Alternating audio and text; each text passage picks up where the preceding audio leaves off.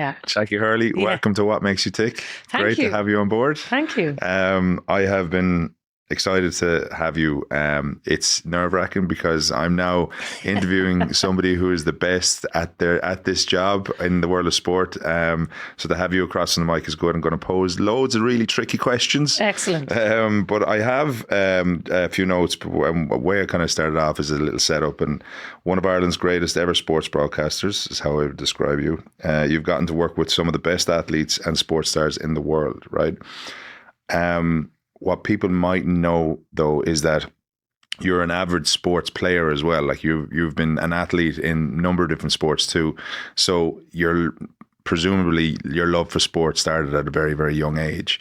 Why I wanted you on the pod was I think you're a role model for guys and girls who are interested in sport. I think you are somebody who isn't afraid to speak their mind. I've watched you a couple of times get into heated debates about sport and about athletes and about how things have been done. And you're not afraid to hold back, which I love. But you've broken traditions in Irish sport. You became the first female broadcaster in the GA on the Sunday game, right? Which was obviously in a traditional sporting body. Massive, massive, massive change. And there's a lot of work still to be done there, but that was a great positive step. And I think people growing up, especially girls, can see themselves in you. Have you always wanted, or did you feel that you could always be that voice for girls, especially in the world of sport? And where did the journey begin? Well, my mum and dad were always into it. And that's probably the first place. I think for a lot of people who are into sport, generally you look at the household and see what kind of a house did they come out of. We were one of those houses that had a big 7-seater car and there was always random other children in the back of it. Mum and dad would be taking us to games anywhere. And it was just like, right, come on, we're going, this is where we're off to or whatever. And I think because they were so involved in it and they loved it so much, I loved that we did it together, do you know? When I started playing camogie, my dad became chairman of the camogie club. When I was playing basketball with Cork teams and Irish teams, my mom got involved in that. And they were always just kind of there in the middle of it. And I always say this now, particularly when I'm coaching kids, and I say to the parents on the sideline, I'm like, you have no idea how much it means for your children to see you here and being actively engaged in it, because I know what that felt like as a child. And I know how much I wanted my parents' approval, but also the joy that it gave them to be there and to be part of it. So yeah, it was definitely something that was always part of our lives. Like from as young as I can remember, I was really involved in playing sport, but also talking about it. Like you were saying there about being the voice. Like I was one of those kids that walked around with the TV up to my face, like pretending I was telling them the news. Like it might just be my news, but It was just, I guess I always felt like I wanted to talk about sport. I wanted to be involved in it. And like the idea of being a broadcaster was probably a pipe dream that I never thought was going to happen. And then when it does, you're like, oh, wow. But definitely in the back of my mind, it was always there. So if it was always there, like when did you start getting really involved in sport? Because like you were in Australia for a bit when you were young, right? So obviously growing up in Australia, sports everywhere. Oh, right? yeah, everywhere. Yeah. Like you can't walk down the street without seeing people playing, and then even going surfing. And I lived there for only a year, and I just couldn't get over how active the whole society was. Did that have an integral part of you? Because we didn't have hurling and GA over there, right? So what was your experience like from the Australia side of things that you brought back here? Well, sport over there, you're so right. It's everywhere. Like even when we were in primary school, they come in and you get such exposure to multiple sports. Like we did athletics when we were younger. Now I was not a runner, but myself and my sister used to throw the discus and the javelin and the shot put. And a couple of girls that we used to compete with, we kind of got to quite a high level. Like let's say I was 10 when we came home, but at that stage we were already competing at the national championships and doing very well, often winning medals, you know, that kind of thing. And we used to compete against these two sisters, Amanda and Sam Riley, and both of them actually went to the Olympics for Australia after that. And you kind of know when you're young, you can see what the trajectory is. So we kind of knew very early on, oh, we're good at this, you know. And we were both playing netball, and we'd been picked for the Canberra teams. So we were kind of playing on that, which is like, I guess, playing for Cork or playing for Limerick, that kind of way. So we were both playing netball. And then when we came home to Ireland, it was just like, okay, let's try to find sports that are close to these, because in Ireland, if you go to most communities, it's a hurling and football club and a camogie and ladies football that you're going to find, or soccer nowadays is everywhere. But back then it was like trying to find a netball club. You can imagine in Ballinhassig in County Cork there was not too many options available. So we started playing basketball, and that was kind of, the closest thing we could find to it. And then both of us managed to get to play for the Irish team in that. And a lot of it is really just following what it is thrown in front of you. The camogie thing was really just so I could make friends in primary school. Like, I didn't want to be the complete outsider playing netball and basketball. Like, the fastest way to make friends when you're in primary school is by doing what they do and playing what other kids play. So I started playing camogie when I was 10, and then realised, oh my God, I really love this. But like, just the nature of playing sport, whatever it was, be it soccer, basketball, athletics, we were outside trying our best at everything. All three of us, myself, my sister and my brother, we would have played everything. And my parents would have really encouraged us to do that. There's so many sports there's a lot to choose from now, right? You see volleyball is on the up and up. Obviously basketball has been there, part of the top four for years. Athletics after the Olympics, there's been such a huge influx of kids wanting to become the next Reece McClenaghan or Charlene Maudsley. When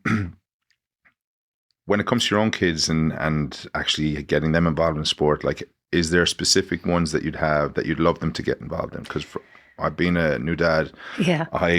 I can't wait to see Charlie in athletics or gymnastics, just to understand how to control his core, right? Simple as that. But I'm also love to get him into Brazilian Jiu-Jitsu, just because it's something that you can do forever. Have you got that, or have you done that with your kids? Or well, I just fired them into everything. Genuinely, very similar to my mum and dad, and we would have talked about this at home about what did you find was the best way to do it. And my mom just said, the kids will tell you. And that's probably the best piece of advice I could give to people, because I think a lot of people would have assumed that because I'm so into sport that I would make my children be into sport, which is the furthest thing from the truth. I'm very lucky that they're into it, but if they weren't, grand, that'd be fine too. And like Mam always kind of said to me, look, they'll tell you if they don't like it. And if they don't like it, don't force it on them. Just say, okay, do you want to take a break from it for a while? And maybe they come back at it. Like, I've had lots of parents would have come to me and say, oh, he just doesn't like playing Gaelic football or whatever. And I'd say, fine, but maybe it's the weather he doesn't like, or maybe it's because his friends aren't on that team. There could be multiple reasons why a kid doesn't like sport. They just don't know how to communicate. Yeah, and maybe they just don't know how to communicate it. But the best thing is, I always find, not that I'm for telling everybody how to parent their kids, but I do think driving in cars is a great way of having those conversations, because when you're side by side, they tend to tell you everything. And so if you are side by side and you say, how did you get on today? How was that training session? That's when they tend to say, oh, I didn't get to play with my friends. Johnny was over there in that group and I'd love to play with him. And that's when you can kind of start having those little side conversations and realizing that. And so with my kids, I just said, look, what do you want to do? And they said a bit of everything. So Lily does gymnastics, absolutely loves it. She thinks she's the next Simone Biles, which is brilliant, because like, I never did gymnastics. But why not? Like, I'm just like, she should do whatever she wants to do. And she loves nothing more than going down to bounce on a Tuesday and having the crack with her friends. She got a gymnastics beam and mats for Christmas, and she spends her life going up and down the kitchen, flipping back and forth, doing things that I wouldn't even dream of because I would hurt myself. But she also plays soccer and camogie and football and loves all that. And then same with Luke, he's playing all sports. He's playing rugby, he's playing soccer, he's playing Gaelic, but he loves hurling. And probably he gets that from us because we're outside poking with him every day, because he knows what it means to me and he knows that that's probably my favourite sport. And it's a nice thing for us to have together. And if you'd ask him now, all he wants to do is play hurling for Dublin. And like, I did have to say to him, come here, you won't be getting paid to play that, because he thinks he'll be a professional hurler, But I do think it's lovely for them to have exposure to everything, but be able to love what they love. And that's their thing, do you know? Yeah, I do. I think I like, having played loads, we were thrown into everything. We swam, we played rugby, soccer, hurling, football, basketball as well. One of my good mates, Neil, his wife, would have played with you as well, Kathy. And we weren't any good at anything really, but it was just like that. Our mates were playing, so we all wanted to be part of it. And I remember that being in cars and there's like 20 kids in the back of the car, and you're like, how the hell, if we get caught? Nowadays you wouldn't be allowed that. But did you find at a certain point then, when it was in sport, that like you played at a high level in basketball, right? Mm-hmm. So you represented Ireland, and you, like, basketball obviously doesn't get the cut through that other sports would do, especially on the broadcast side of things.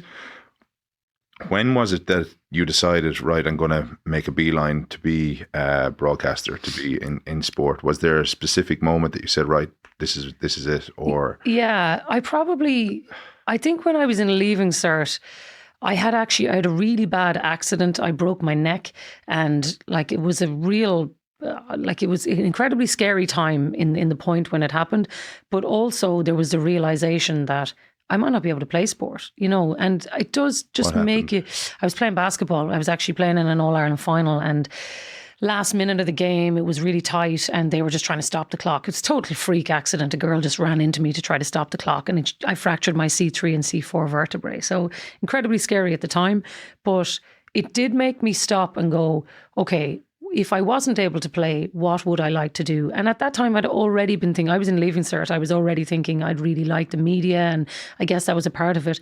But that really cemented it for me, that actually having something that's going to hook you to sport, even when you can't play, would be a really good thing. And that's when I started applying for media courses. I went to Limerick to college to do it. And when I really knew that I loved it was in my third year in college. You got to do an internship abroad. And that's when I went to Mississippi. I worked for CBS over there. And I ended up, so it was kind of a 9-month thing, but they offered me a job to stay on. So I stayed on for the extra 3 months, did the whole year. And then by the time I came back, I was probably the most qualified person in the college. I was able to do everything because while I was over there, I'd learned how to use cameras. I could run auto cue. I'd learned how to present. I'd been on air by the time I left. And you can imagine now I was living in Mississippi. Yeah. A girl like from Cork on the air in Mississippi is definitely something that people don't see every day.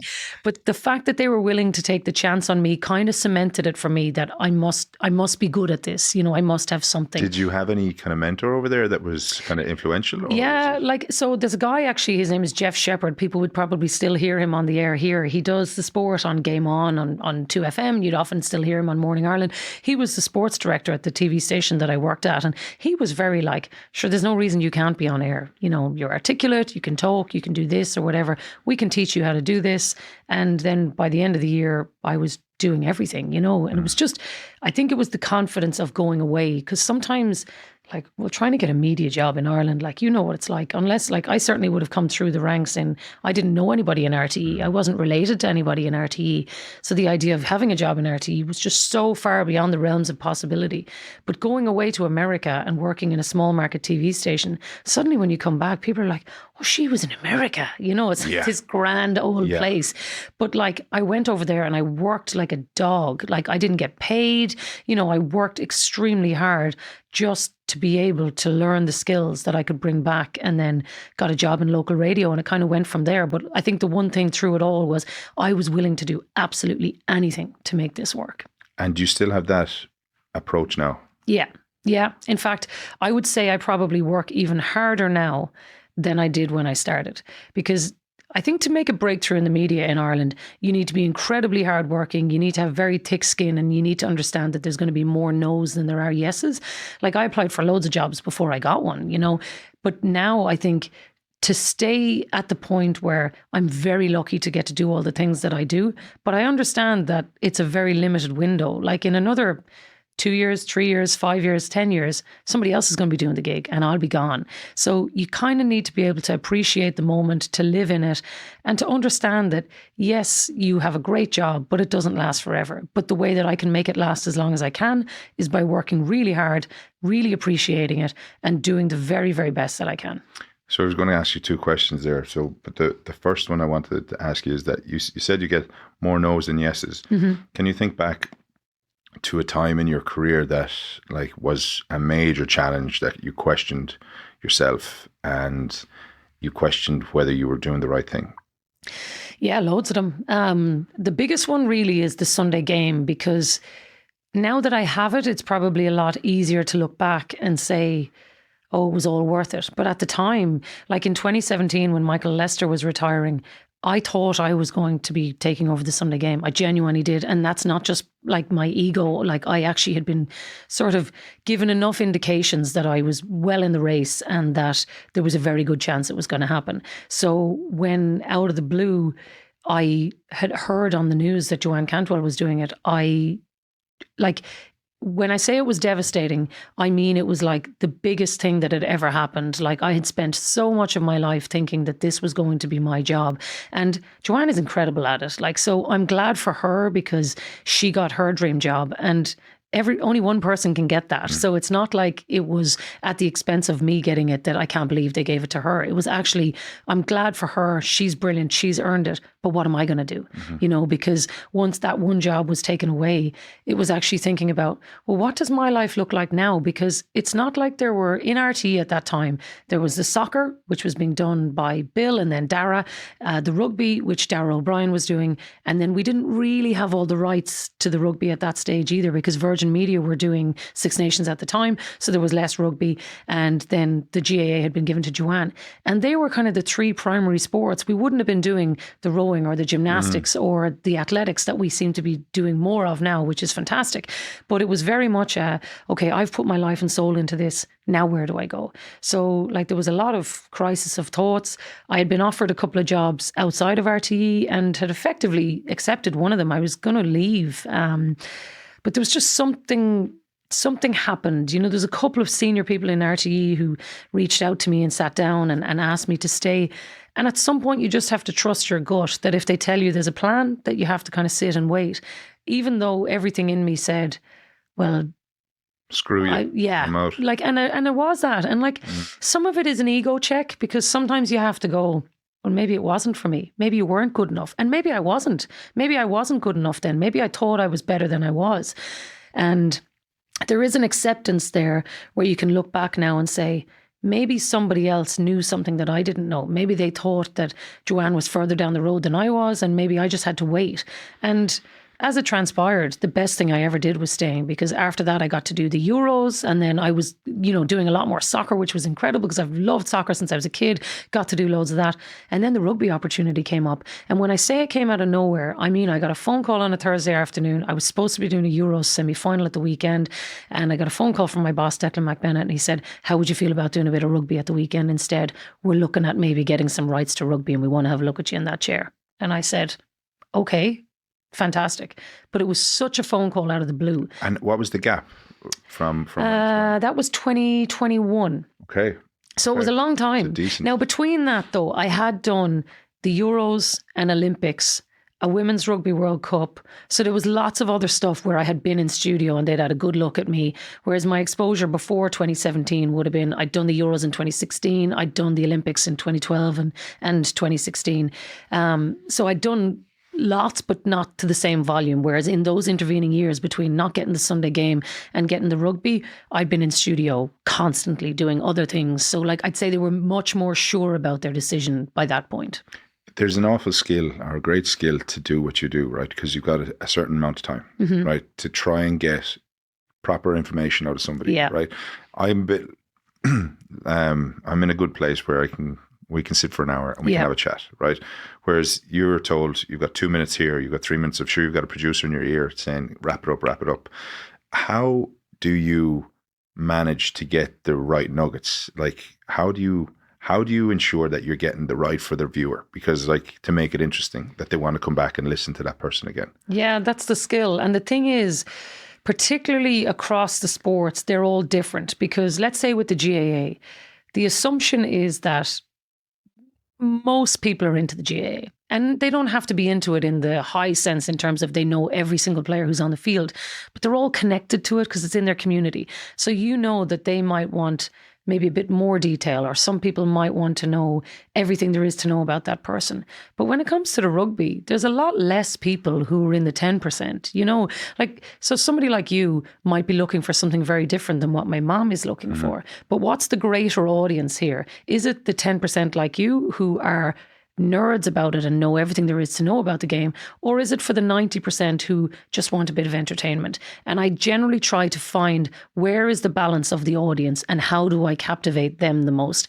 Now, I do think you have to find a way to knit them all together.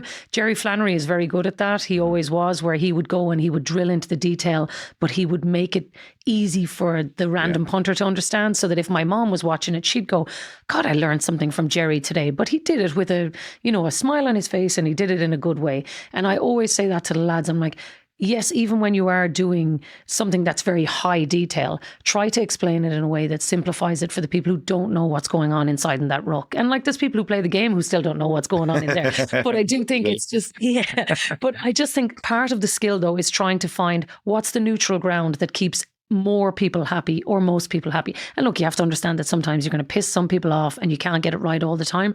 But I try to live in the place that if people in the pub are talking about it, why don't we talk about it, but try to learn something as well? Yeah. And like there is an art in that. Do you have to kind of brief the guys in advance to kind of, because some people are wafflers, right? Yeah. And don't know where the full stop is. And I kind of sometimes think that they're the people who haven't prepared, right? It's the way I kind of approach it. I see it in business and stuff, that when you're presenting, people tend to go on and they get a bit kind of sidetracked because their brain, they lose themselves. Yeah, totally. Do you find that you need to kind of give the guys a little bit of a, right, we want to talk about this, guys, keep it tight, or do you let them just flow with whatever comes out? It really varies. If they know that we only have, like, our junctures, particularly on TV, might be, so let's say this weekend I'll be doing Ireland-Scotland in Murrayfield. So the opening of the programme, we're probably going to have about 7 minutes, right? And I'll say, okay, we've got 7 minutes to chat here. There's 3 of you. And it's not, you get 2 minutes, you get 2 minutes, you get 2 minutes, and we'll have 1 minute to wrap it all up. It's just, have at it, lads. These are the 3 things I was thinking about talking about. I'm happy for you to kick it around yourselves. You will often see, and I try to do this, where I just let them talk amongst themselves, because I am not a school teacher, nor do I want to be. I want them to feel comfortable that, let's say Jim Hamilton is going to be working with us on the Scotland game. We haven't worked with him before, but I know what Jim's like, and I know he's loose, and I know he likes to say things off the cuff. I want to encourage that, so that the best way that I can do that is to get Stevie Ferris to say something to him rather than me saying something to him, because I don't want him to feel that I'm clipping his wings. I want him to know that I'm raising him up to say, here, come here. If you want to say that you think Ireland are overrated, work away, and I'll let the lads have that argument, because that's where the fireworks are, as opposed to me trying to fire a shot, them trying to fire a shot. That's not the way it should work. It should be like, right, I'm going to throw this ball in the air and you're going to kick it around and see what you think. And if you want to disagree with each other, cool. But we've only got 7 minutes, so get to your point. Don't waffle and get here and we lose 2.5 minutes in you trying to be philosophical about thinking about something. I need you to get there, because the faster you get there, then he can have a rebuttal and we can all get involved in that. And that's where the best TV is. It's not always easy to do that, and particularly, let's say, half time in rugby, that's one of the most challenging times, where people at home might be watching and they say, okay, but you're just showing me the tries, I've already seen them.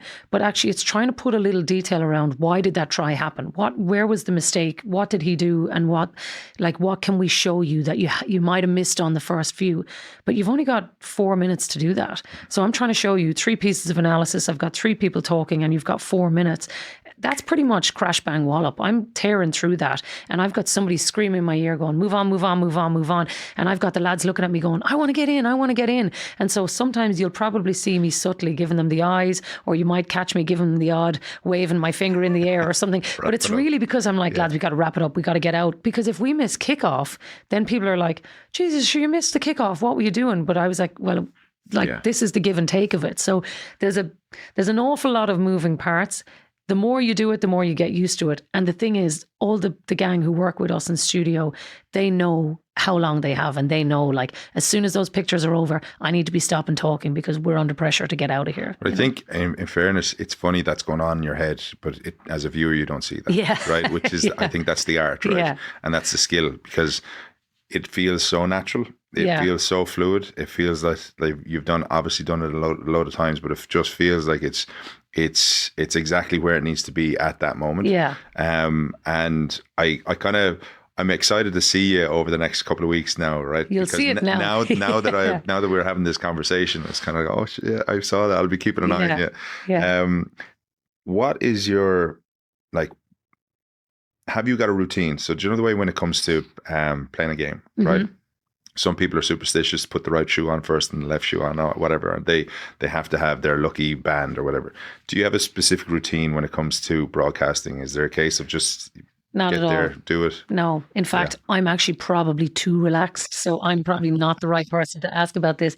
If you ask any of the lads, I know, but like I'd be like messing and chatting and strolling up and down when I'm doing the match, and I'd be up over talking to people and whatever. And then it might be like 5 minutes to air, and then we're like, right, okay, is everybody happy? Are we all right? And then off we go, you know. And we obviously, you know, we've already had all the meetings. So the reason I can be so relaxed is because we're incredibly prepared. Yeah. Like the guy, Mark McKenna, who looks after our rugby coverage, we would have had several chats during the week where we would have kicked around a few ideas and said, what do you want to talk about? What about this? We'd have asked the lads, are there particular players you want to talk about? So then we'd go away and we'd get shots of them, or we'd pick the things that they want. So everything that we need is there. So I can be very relaxed on match day. Like if we're presenting on the pitch side in a abroad, like let's say if we're in Murrayfield or if we're in Rome or if we're in Twickenham or wherever, there's a bit more to it because you have to be there quite early on match day because it's, you know, like there's just so many people. So there's a lot of hanging around actually, you know, like that's probably the one thing that you're trying to pass the time. And that's why I like just chatting to people, because otherwise if you're there, like I could be there 4 hours before kickoff or something like that. So there's nobody else in the stadium. You're knocking around, you're getting your makeup done, you're having a chat with people, you're having your production meetings, you're eating, you know, like all those things happen. But I kind of like to just go with the flow until I need to be in position. And then we usually kind of stand into position maybe half an hour before we go on air. But I'm pretty relaxed. Yeah. There's nothing really that like I have to get done, or if I didn't have something, it wouldn't really throw me off, I guess. Have you ever been phased? I probably am, like when things happen. Like, I mean, I remember when I started presenting Sunday Sport, I said shit on the radio, which like could be the end of somebody's career, you know, when we were pre-recording an opening and it accidentally went out on air. And that definitely, when I heard it, and like I was very young in the thing, I'd only started presenting Sunday Sport a couple of weeks. So I'd say they were like, get that woman, and she's cursing, like what is going on, you know? So that probably definitely threw me off for a few weeks. But like you kind of have to be able to roll with it. And also you have to understand that you can't be perfect. You know, you're going to make mistakes. It's a very public job. If you do make a mistake, you just hope that it's not a big enough one that's going to cost you your career. And that also that people will understand that if you did do something wrong, or if you said something that you shouldn't have said, or whatever it is, that people will understand that there was a reason behind it, or you didn't mean it, or whatever it was. You know what I mean? Do you find the fact that you are a public figure as well, do you find that a challenge, or has it been relatively straightforward? Because everybody has an opinion, right? And like the keyboard warriors, they're quick to get on when somebody makes a small little mistake or says something in a tone that they mightn't have agreed with.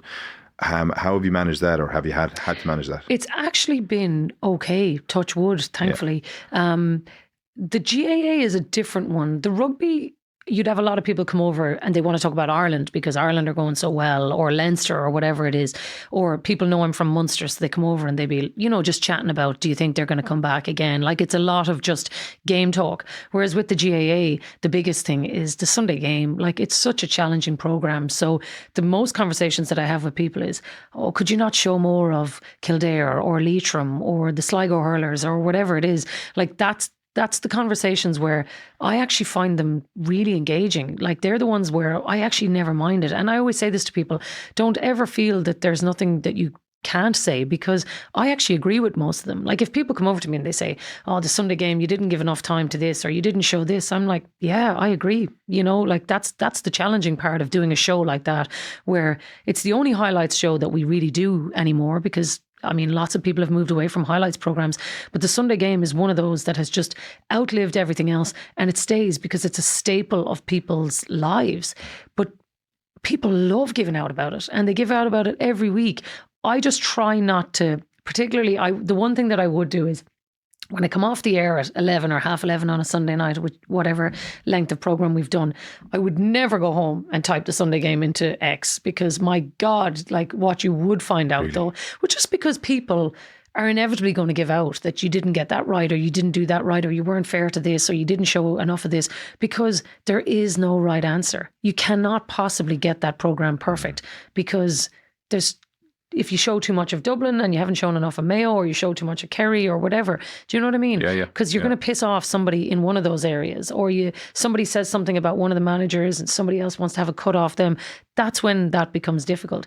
And there's no way to win that argument. So I wouldn't waste my time in getting involved in it, but I know it's happening. You know what I mean? So I just try not to get involved in it. And the best way to do that is to just not even insert yourself into it, because there's nothing you can do. Do you know? I did a bit of work with a brand who sponsored the hurling a couple of years back, and it was all about promoting inclusivity and diversity in sport, right? And hurling being one of the sports where there's no openly gay guy playing the sport, right? Which I find fascinating. We were doing an ad for them, and we were told to remove the scene where the guy gives his partner a kiss and sends him off to training, right? And this is where I kind of find it quite interesting, is that in order to be inclusive, you should be allowing everybody, right? And you shouldn't be afraid of how people look or what people do in that guise. You see it with women in sport as well, that I have a problem when people say women's games or women's soccer or women's rugby, or because I'm like, it's rugby, it's an elite level sport. Why can't we just brand it the same? Like, what's your take on that world? Because it's quite daunting that you see in other sports like soccer where guys are coming out. It's very, very open in the female game, but for some reason there's a stigma still. I think with it, and it's quite sad considering we've progressed so far. But, totally. But have we? But that's exactly it. Stigma is the right word, and I think that's what's stopping it. And I think maybe because the GAA is so ingrained in communities everywhere, maybe there's still a sense of shame. I don't know if that's the right word. I just think that Ireland has moved on so much in everything, with like just the way that our approach to business, just who we are.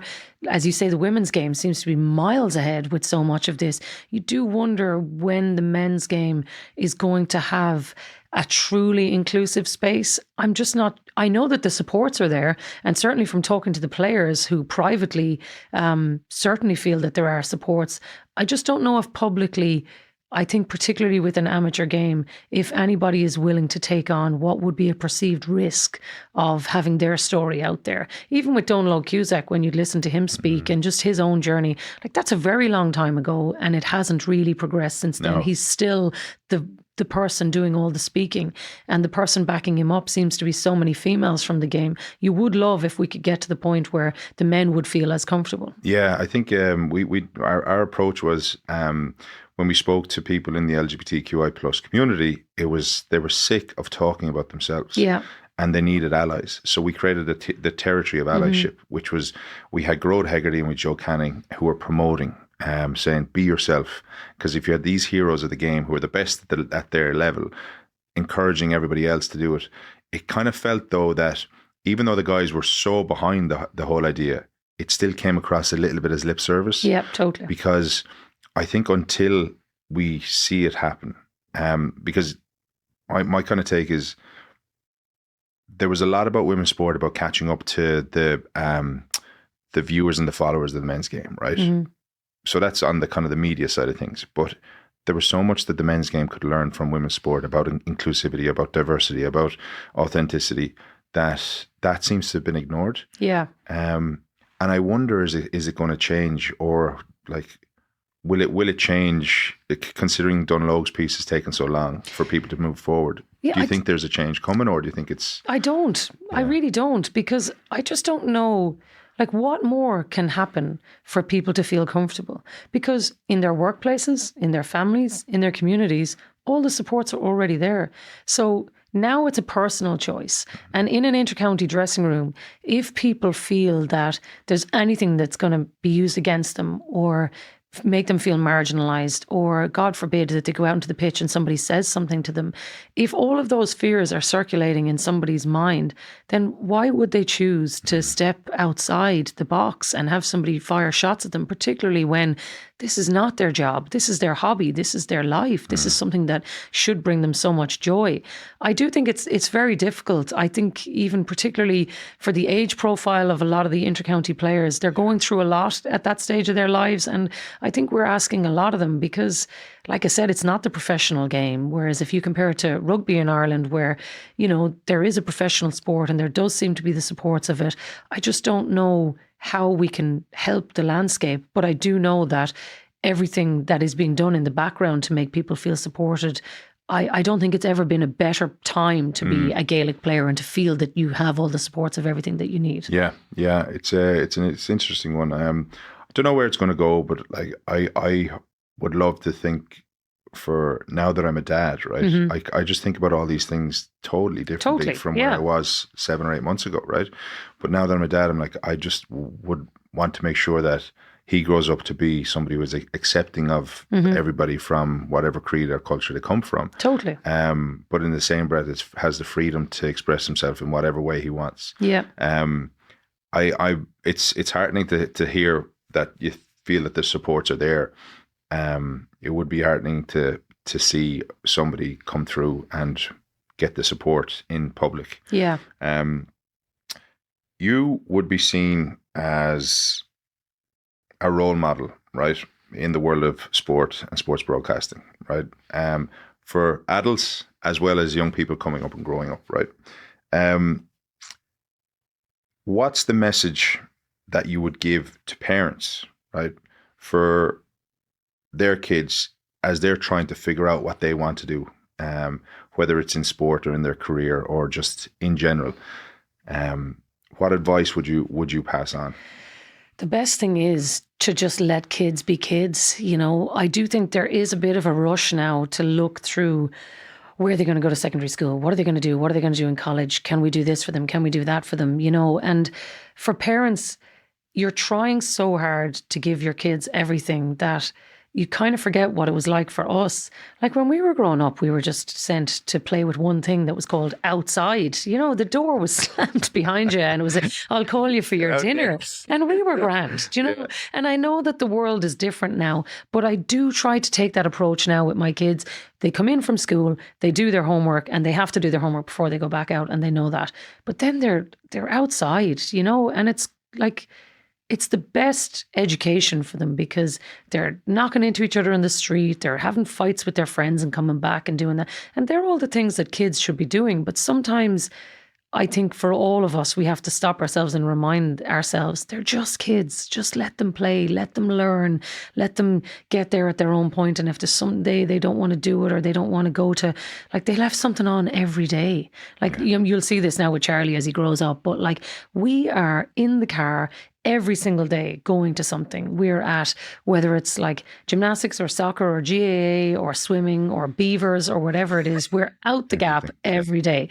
And it's brilliant for them. But sometimes it's just going, right, okay, let's just take a beat here and sit back and remember, if they don't want to go, grand, they're 7, 10, 14, you know what I mean? Yeah. You're like, they're kids. So that's definitely one thing. And then the other thing really is to just talk to them as much as you can. Like, I love having the chats with my kids. I really do. If we're not walking to school, we cycle, or if I'm in the car with them or whatever, that's when you have the best chats with them. And that's the kind of thing where I'd often ask them, like, what do you want to be? What do you think? What do you like? What are the things that you want? Because they probably still want your guidance more than they'd say, like Luke, he'll be 11 in 2 weeks. And he'd always still ask me, what about this? What about this? He's still learning about all the careers out there. And he might meet somebody's mom or dad and he'd go, this fella does this. Tell me a bit more about that. They're very inquisitive. So like, I'd always encourage kids to be as inquisitive as they can. Curious, because like that's how they find out about the world. Yeah, there's a great video where there's puddles and everything. And it's a case of, you could be one parent where you pull them back and say, no, don't get wet. Yeah. Or it could be the other one where you just dress them up into their wellies and let them off and let them go for it and be creative and let them feel whatever they need to feel. Does it, did they ever comment on you when they see you on TV? Sure, it's hilarious because they couldn't give a fiddlers about what I do, but their friends do. So then their friends might see them, or like their friends' parents might come over and go, oh, what saw you at the match, what you think, blah, blah, blah. So it's actually when other people say something, then they're like, oh yeah, my mom did that. But they privately, they couldn't care less, but it's probably good kudos for them when somebody else thinks it's cool, like, And I see, is there a sporting tournament that you would love to broadcast and present? Well, I'd love for us to do the Super Bowl, but I don't think the rights for RTE are going to ever come that way. Like that, to me, I've been to it. I was at it, actually, it's in New Orleans this year. No, I was at it in New Orleans in 2013. Yeah. It was incredible because it was the year the Americans power went out. don't they? Oh, they do. Oh, that's that year, was it? That year. Okay. And halftime entertainment came on, and my husband Shane is a huge sports fan, but obviously had never really kind of got into the Super Bowl before, didn't really know what he was expecting. Then the halftime show came on, and he was like, geez, this girl singing is very good. Who's she? And I was like, Beyonce? And he was like, all right, yeah. And then I was like, all right, okay. And then next thing, the whole entourage comes out and he's like, all right, and who are these girls who are with her? And I was like, Destiny's Child. Like, seriously, how do you not know this? But then obviously the power went out and we were there for 45 minutes and all the Americans, sure, like they're panicking, like, oh my God, what are we going to do? But once they realized it wasn't a terrorist attack and it was just a power outage, everybody was having the crack then. It was brilliant. But it was one of the greatest sporting spectacles I've ever been to. And I always thought if I could work on that, that'd be a really cool tick, you know, because I've done everything else. I've done World Cups, I've done the Olympics, you know, I've done Euros, all that kind of stuff. And I love them all.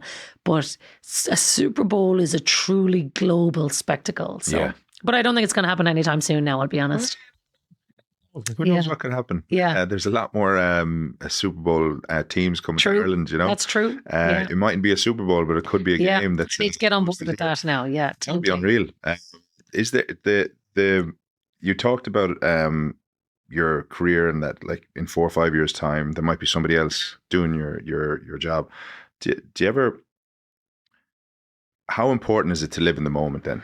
Because... Huge. Because if you worry about the future, and obviously we haven't a clue where it is, or you keep looking behind you, you probably miss the opportunity that's in front of you right now. 100%. So how do you manage that, as in having a family, knowing that you're providing and that you're looking after them?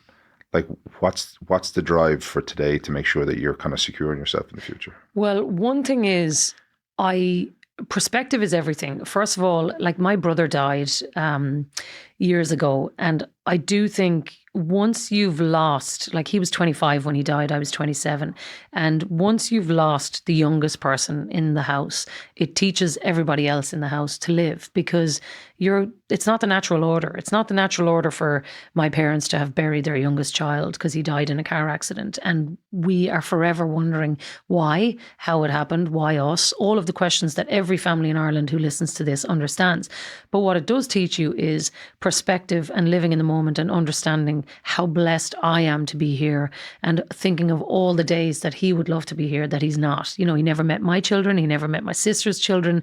And I'd like to think that some of his spirit lives on in us and in them as well. But it does teach me to really appreciate it. And so that's why I have no problem living in the now. Like every day when I come home, I am so blessed to do what I do. And I know that. But that's why I say it's finite, like where they might decide next year, well, I don't want her to do the rugby anymore.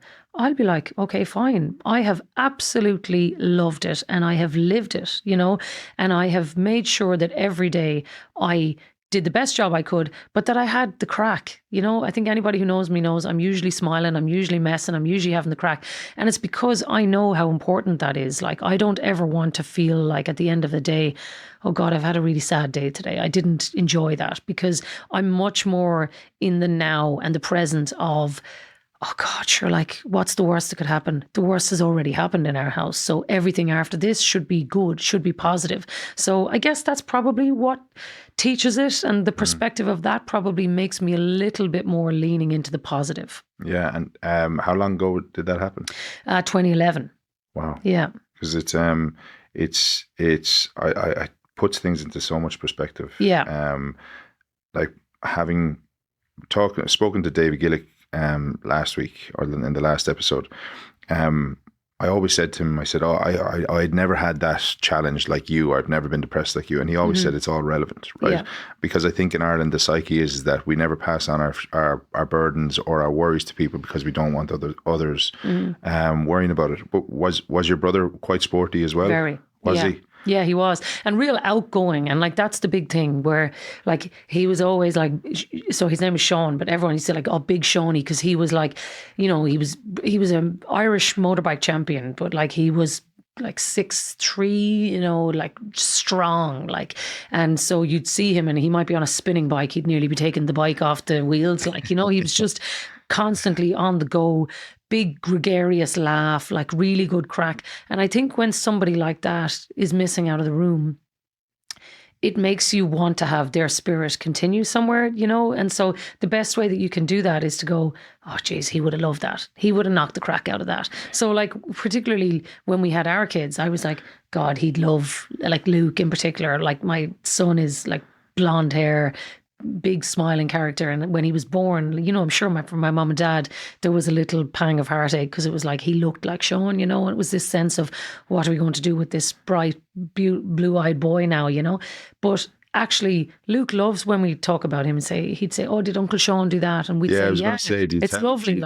We tell him stories? Yeah, we do all the time. And like, loads of our friends say it to Luke as well. They're like, oh, geez, your Uncle Sean loved that too, And he loves hearing about that, because, this is a man he doesn't know, which is like kind of heartbreaking as well, that your children will never know. And I do think that's a hard part for anybody who ever goes through grief, that when you meet new people and they don't know previous people from your life, you're constantly trying to tell them stories so that they understand. But I'd like his life to be informed by what his Uncle Sean did. I'd like him to know this is what he did, this is what he liked, so that he doesn't have to follow in his footsteps in any way, and he'll certainly walk his own life. But you'd like to think that he'd go, oh, if he's doing something that Sean liked, that I'd like for him to know that. Yeah, I think there's an unbelievable ability, if you know somebody intimately, that you know how they'd react, what they would say. Like, there's people that have passed in my life that have been so close to me that if they were there right now, I think it's because I know them so well that I feel like they're with me. Yeah.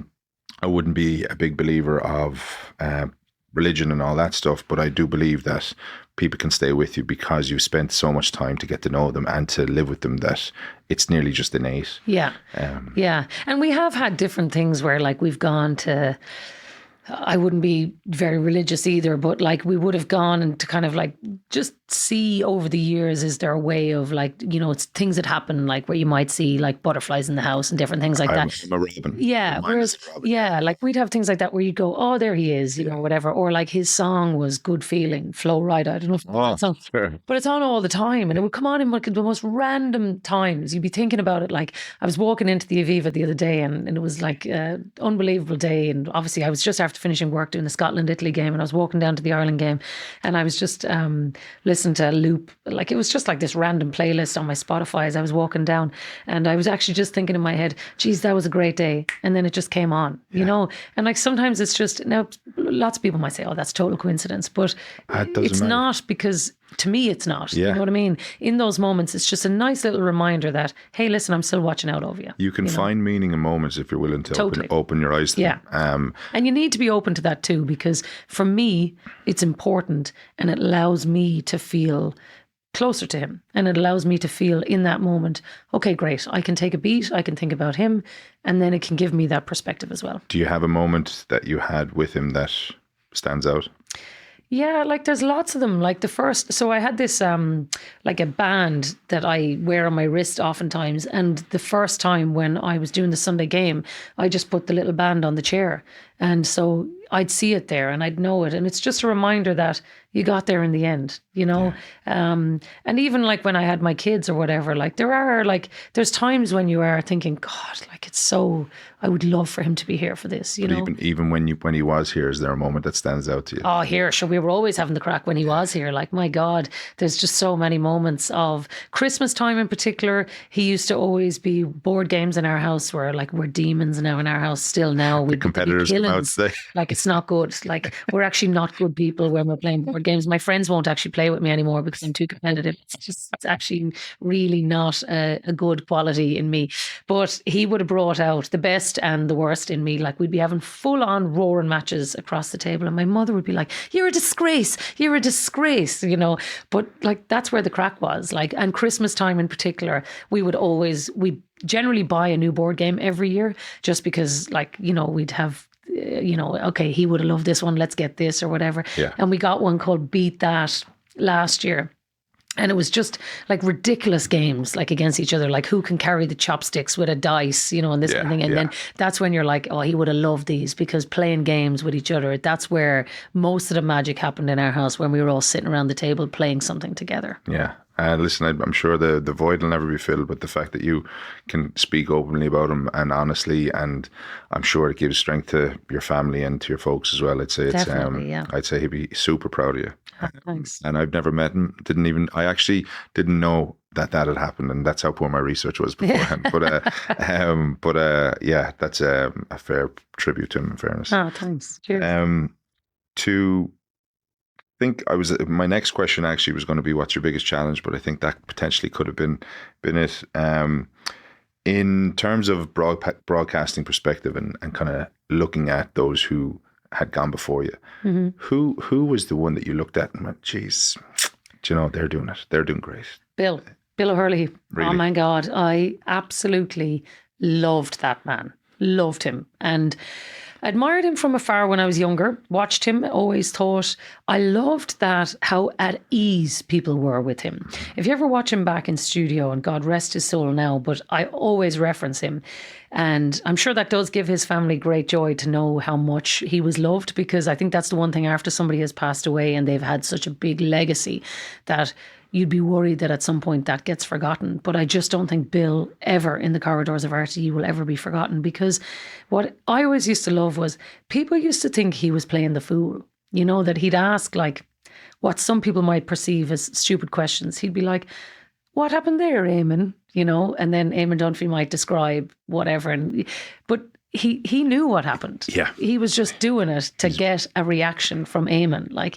And I remember when I started out, I met him or whatever, and he was very good to me as well. He was always like, what do you want to do? How can you get there? Whatever. And I'd often say like, what would you do? What do you recommend? And he used to just say, read and talk to people. And I was like, God, that he makes it sound so simple, but it was. And like, I read every paper, I devoured them all, but more importantly was the talking to people. And like, if you ever went into a room, and Bill obviously had his own communications company as well. So on the side, like I used to say to him, you have both keys to every kingdom, you're broadcasting over here, you're running the show over here. But anytime you go into a room, he was always surrounded by people. He was always talking to people. And it might be something that he never really used on air, but people were so at ease with him. And I loved that. I just thought, if I could do anything even half as good as he did, that's the skill, because he makes people talk and feel like they're not even being interviewed, they're not even on telly, they're just chatting to Bill. And there's just such a skill in that, and it's very hard to do it. And even if you look across the broadcasting landscape now, that's still quite rare. Yeah. Because a lot of it is still quite formulaic now. It's 2 minutes here, 3 minutes here. It's very transactional. A lot of people have to get in and get out of the ad breaks, and it's very question. Whereas like Bill's skill was just lobbing the ball and letting them at it. And there's a lost art in that a little bit, in the way broadcasting has gone these days. And it's not necessarily personality driven. Some of it is just the metrics of the way it's gone, because there's more ads being sold, there's less talk time, and some of it is that. But you would love for us to get back to a little bit more of that where we could too. There's an element, in fairness, of how you describe that, lob the ball and let them off. You seem to do that in your own way as well with the guys. So there's probably your interpretation of how Bill has done things. You've kind of honed it into your own way as well, in a way, which is obviously complimentary. But I think there's, to your point, with so much focus on money, the actual art of it is getting kind of squashed or squeezed out a little bit. Yeah, and it's hard, because you do see, like, I'd be a big fan of Joe Brolly, and I know he's not everybody's cup of tea, but like, I think he's just brilliant, and I think what he says is great. But characters like that on the TV are less now, because people want more data. They want more. But because people are afraid to potentially be themselves. Well, that's it. Do you know? And there is a fear with that. They're afraid that if they say something out of tune, to your point, they mightn't actually get called back. Yep, totally. And there's definitely a real fear of that. And I do think, particularly when it comes to the GAA, for example, because it's a community vibe and they know these people, nobody really wants to cut the back off a fella, because, he might be a school teacher and he might be in work the next day, and people don't want to do that. And I completely understand that. And we shouldn't have personal attacks.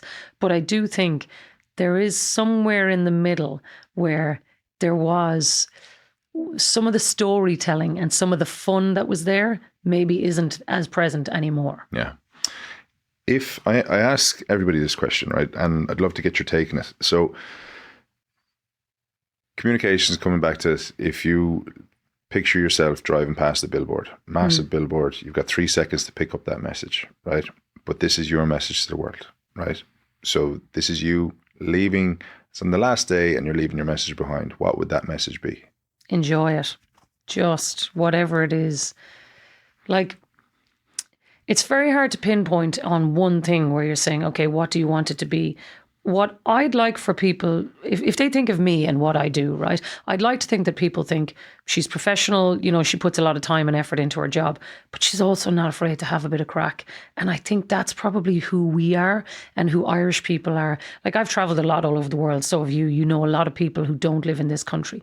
What is it that they think about Irish people that is quintessentially us? I was listening to an interview with Paul Mescal recently, and he was saying he didn't realise how much he missed Irish people until he was in a bar and he just got chatting to somebody and they said, geez, how are you getting on? And what about this? And what about this?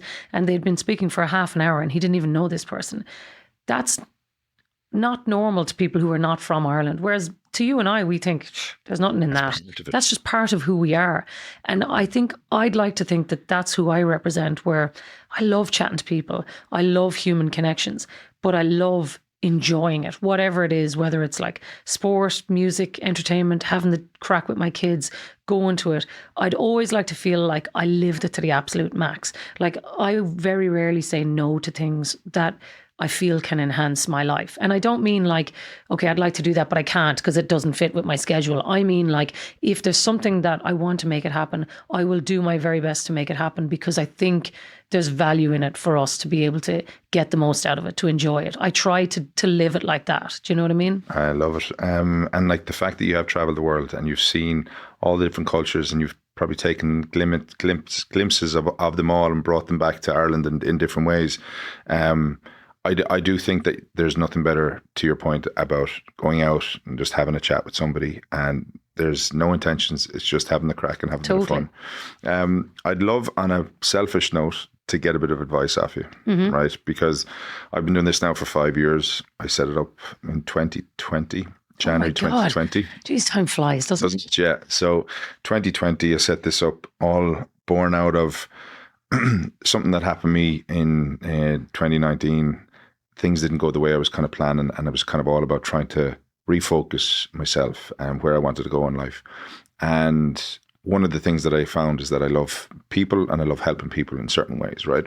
So I said that maybe through the podcast that I'd be able to help people through conversation, for us to have conversations and people can eavesdrop and hear what they want to hear and take the nuggets for themselves. So I've had so many really interesting characters like yourself come on who've done things that I'm watching from afar, or they might be in my universe of people and I'm really impressed with, or I really look up to or admire. And given that I'm interviewing you, right, and speaking to you, and I, like, to your point, I really appreciate you coming on to share your stories. What kind of advice would you give me in progressing the pod, right? Because my goal is, and I've said it openly, I want to share the pod with as many people as possible, whether that's doing something live in a big audience or bringing the pod to the next level on the broadcast street. What kind of guidance or advice would you give me, or do you think I need? Well, the trickiest thing is in the space is trying to get out there when there's so many others. And that is the difficulty these days with where media has moved, because it's probably less mainstream and lots more volume, you know. But I think like what's here is real quality. So it's actually trying to separate the quantity and the quality and saying, look, I've got a really quality product here. The biggest thing is the network piece, as you said there. Like, you know, you're very well connected around Ireland. You're trying to speak to that brand, but like there's other podcasts I listen to that are not from Ireland, like the High Performance podcast I really enjoy, the Diary of a CEO, those kind of ones. I guess it's understanding how do they get from small volume conversations into being global market leaders. And that's probably the hardest nut to crack. The podcasting world it's interesting conversations. I guess it's just getting them out there is the biggest. It's funny. thing. I do describe my dad as the poor man's version of a diary CEO, and it is that to that point though. It is really interesting conversations. It is, and I feel like it's not about not being afraid to ask questions that may be a little uncomfortable, but there's so much to learn from them. Yeah. And the fact that we're not on a kind of like a serious time challenge, it allows people to breathe and let them tell their story. Yeah. Look, I think the hardest thing is always, how do you get it out there? You know, I guess the big thing is like 5 years is a really long commitment to put into something. Like there's a volume of work there. There's so many important chats there. It's just cutting them up, getting them out in social, pushing them onto platforms that they're not there before. And maybe like a live show, I think would be really cool. Like I think there's something in a shared experience that I know they're harder to organise and like it's difficult to get lots of people in a room, but I just think when people are having real conversations, there's something. I agree. We did one this time last year with Sigmoid HQ, Sigmoid out in Sandyford, and they had Darren O'Reilly, who was the founder of Wholesome, and Jessica Payton, who's a CrossFit coach. And they created a free event, and I think we had about 40 people at it, which was great, right? Yeah. But again, there was lovely interaction with people, and there's a lot to be said because then you get people to ask their questions. Yeah. And there's a nice kind of feeling in the spot. But I believe there'll be more. There will be more. Yeah. On that front, Jacqui Hurley, thank you very much for coming on the pod. I really appreciate it. Genuinely love this. God, delighted to be here. Thanks for having me. I suppose before we go, Six Nations. Yeah. Come on, where are we going? What's the prediction? I think Ireland are going to win it. Outright? I think it's going to be challenging because France look really good. But I actually think Ireland, they look like they're solving some of the issues that have been there. I think Dan Sheehan being back is absolutely massive. And I think even on first glimpse, watching him against England, he has the X factor that Ireland have been missing. And I'm not going to draw a line and say one player can make all the difference to Ireland, but he does do things that other people in his position in the world can't do. And I actually think that's just such a point of difference for Ireland. You look at the amount of tries he's scoring. He's now equaling like people like Harry Nordicky and Jamie Heaslip for the volume of tries that he's scoring. And that's how dynamic he is for Ireland. And I really think the longer he plays and the more he can give to Ireland, I actually think that's a game changer for us. I think it's really 50-50 between Ireland and France in terms of who has a better squad. And the fact that they're playing in Dublin, I just think adds something to Ireland that they're getting to the position again where they're almost impossible to beat at home. And I think even a really, really good France team are going to find that hard. I can't see Ireland getting challenged anywhere else except for France. I think they'll beat Scotland. And I think the other games, Wales and Italy, like if one of them troubles them, we don't deserve to be winning it. But I think the fact that France have to come to Dublin, I think Ireland are going to win it.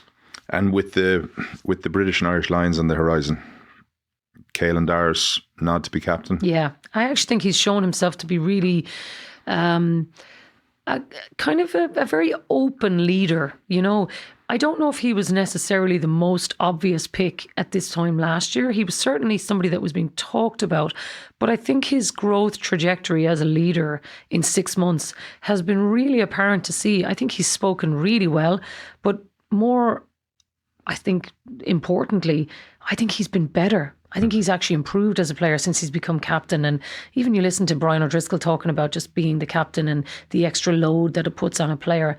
I think Caelan Dara seems to be wearing it really well.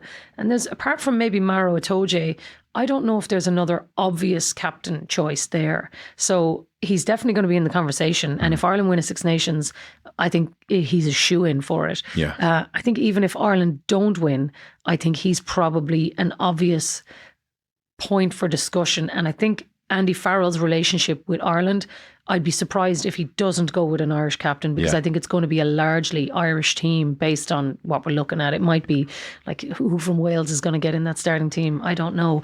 It might be a couple of Scottish players, I think, potentially in the squad. Yeah, exactly. So it's going to be a largely Irish team. I had Caelan on the podcast about 3 years ago. Oh yeah. And he had or 4 years ago now, he just finished coming back from his concussion challenges. Yeah. So I don't know if you remember, but which he also spoke very openly about. And his brother is a neuroscientist over in the States, but how he went and found and took the 6 months, ruled himself out of the British Knights, the last tour, and it's his approach, his psychological makeup I think is the perfect balance for what our Irish rugby needs and potentially the British Knights. And you know what's funny, right? The other most obvious Irish captain choice for me would actually be Jack Conan. But the problem is he's not a guaranteed starter because of Caelan. Yeah. But when Caelan ruled himself out of the Lions, Jack Conan started all three tests and he was unbelievable. And he was a big impact as well. And I thought he was exceptional the last day. And even just listening to him speaking after the game, he is such a brilliant leader. He's obviously captained Leinster. I think if Caelan Doris wasn't such a brilliant player in that position, Jack Conan would be a potential leader of Ireland and the Lions as well.